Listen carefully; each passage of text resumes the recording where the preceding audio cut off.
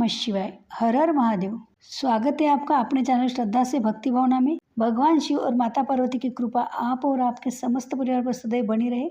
तो आज के वीडियो में हम मार्गशीर्ष माह के प्रदोष व्रत की पावन कथा का श्रवण करेंगे। स्कंद पुराण में वर्णित एक कथा के अनुसार पूर्व काल में विक्रमनगर नामक एक नगरी में एक ब्राह्मण परिवार निवास करता था। उस परिवार के मुखिया की अचानक मृत्यु हो गई। ब्राह्मण की मृत्यु के पश्चात ब्राह्मणी भिक्षा मांगकर अपने परिवार का पालन पोषण करने लगी। उसका एक बेटा था जिसके साथ वह भिक्षा मांगने जाया करती थी और शाम में भिक्षा मांगकर वापस लौट आती थी। एक दिन जब वह शाम में भिक्षा लेकर लौट रही थी तो उसकी नज़र नदी के किनारे एक नवयुवक पर पड़ी। जब वह उसके पास गई तो उसने देखा कि वह बालक घायल अवस्था में दर्द से कराह रहा था।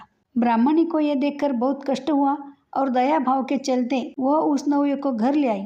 उस बालक का नाम धर्मगुप्त था, जो कि विदर्भ का राजकुमार था, लेकिन ब्राह्मणी को इस बारे में कोई जानकारी नहीं थी। वह ब्राह्मणी अपने बेटे की तरह ही उसका पालन पोषण करने लगी और एक माँ की तरह पूरे स्नेह के साथ उसका ध्यान रखने लगी। इसी तरह परिवार में तीनों का समय व्यतीत होने लगा।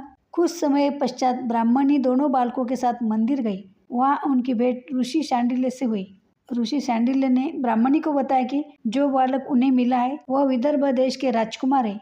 उन्होंने आगे धर्मगुप्त के अतीत के बारे में बताते हुए कहा कि क्षत्रियों की सेना ने उसके राज्य पर आक्रमण कर दिया था और इस युद्ध में उसके पिताजी वीरगति को प्राप्त हो गए थे। उनकी माताजी भी शोक में स्वर्गलोक सिधार गई। इसके बाद शत्रु सैनिकों ने धर्मगुप्त को राज्य से बाहर निकाल दिया। राजकुमार धर्मगुप्त की यह दुखद कहानी सुनकर ब्राह्मणी बहुत उदास हुई। ऋषि शांडिल्य ने ब्राह्मणी के कष्टों को देखते हुए उसे प्रदोष व्रत करने की सलाह दी।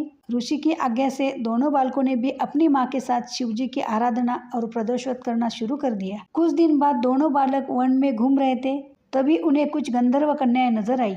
ब्राह्मण बालक तो घर लौट आया, किंतु राजकुमार धर्मगुप्त की अंशुमति नाम की गंधर्व कन्या से बात होने लगी। गंधर्व कन्या और राजकुमार एक दूसरे पर मोहित हो गए। कन्या ने विवाह हेतु राजकुमार को अपने पिता से मिलने के लिए बुलाया। दूसरे दिन जब वह पुनः गंधर्व कन्या से मिलने आया तो गंधर्व कन्या के पिता ने बताया कि वह विदर्भ देश का राजकुमार है। गंधर्व राज को भगवान शिव ने सपने में दर्शन देकर अपनी पुत्री का विवाह राजकुमार धर्मगुप्त से करने की आज्ञा दी।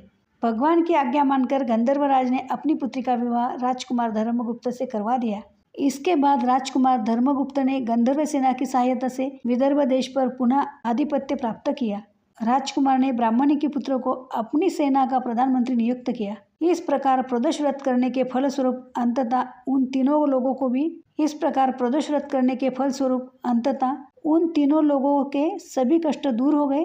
कथा सुनने वाले सभी भक्तजनों पर भगवान शिव की कृपा सदैव बनी रहे। प्रदोष व्रत में विधि विधान से भगवान शंकर की पूजा अर्चना करने के बाद प्रदोष व्रत में व्रत कथा का पाठ अवश्य करना चाहिए। प्रदोष व्रत कथा का पाठ करने से भगवान शंकर की विशेष कृपा प्राप्त होती है और भोलेनाथ की कृपा से सभी मनोकामनाएं पूरी हो जाती है। हम आशा करते हैं हमारे द्वारा सुनाई गई कथा आपको जरूर पसंद आई है।